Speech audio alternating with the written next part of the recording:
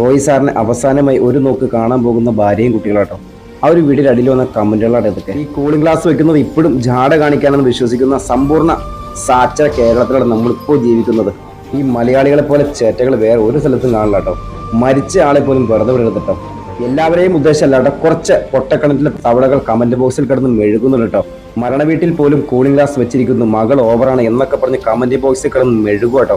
നീയൊക്കെ ഏത് ലോകത്താണ് ഊളകളെ ജീവിക്കുന്നത്? പണമുള്ളവർ ലൈഫ് അത് വേറെ ലെവൽ തന്നെയാണ് കേട്ടോ.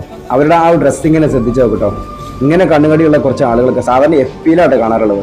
സത്യം പറഞ്ഞാൽ ഈ കൂളിംഗ് ഗ്ലാസ് വെക്കുന്നത് എന്തിനാണെന്ന് പോലും അതിന്റെ ഉപയോഗം എന്താണെന്ന് പോലും അറിയാൻ പാടാത്ത കുറച്ച് മലയാളികളാട്ടോ. പൊതുവായിട്ട് പറഞ്ഞാൽ ഈ മലയാളികളൊന്നും ഗതി പിടിക്കാത്തതിന് കാരണം ഇതൊക്കെ തന്നെയാട്ടോ. നമ്മുടെ കണ്ണിന്റെ പ്രൊട്ടക്ഷന് വേണ്ടിയിട്ടാണ് ഈ ഒരു സൺഗ്ലാസ് എല്ലാവരും ഉപയോഗിക്കുന്നത് തന്നെ. ഈ ഉത്സവപ്പറമ്പിലൊക്കെ കിട്ടുന്ന 100 രൂപയുടെ ഗ്ലാസ് ഒക്കെ വെച്ച് ഷോ കാണിക്കുന്ന നിനക്കൊന്നും അത് പറഞ്ഞ് മനസ്സിലാവില്ല. സത്യം പറഞ്ഞാൽ ഇപ്പോഴും കുറച്ച് ആളുകൾക്ക് ഇതിനെപ്പറ്റി ഒന്നും വ്യക്തമായ ധാരണകളൊന്നുമില്ല കേട്ടോ. ഈ പുറലോകം കാണാത്ത കുറച്ച് ആളുകളാണ് ഈ കമന്റ് ബോക്സിൽ കിടന്ന് മെഴുകണത്. സാധാരണ ഫേസ്ബുക്കിലൊക്കെ ഇങ്ങനെയുള്ള അമ്മമാരെ കണ്ടേക്കണത്. ഈ ക്രിസ്ത്യൻ മരണവീടുകളിൽ കണ്ടിട്ടുണ്ട് കേട്ടോ. മാക്സിമം അവർ എക്സിക്യൂട്ടീവ് ലുക്കിലായിരിക്കും കേട്ടോ ഡ്രസ്സിംഗ് ഒക്കെ ചെയ്യണം. അത് മരിച്ച ആളെ പോലും അങ്ങനെ തന്നെയായിട്ട് ഒരുക്കി വിടാറ്.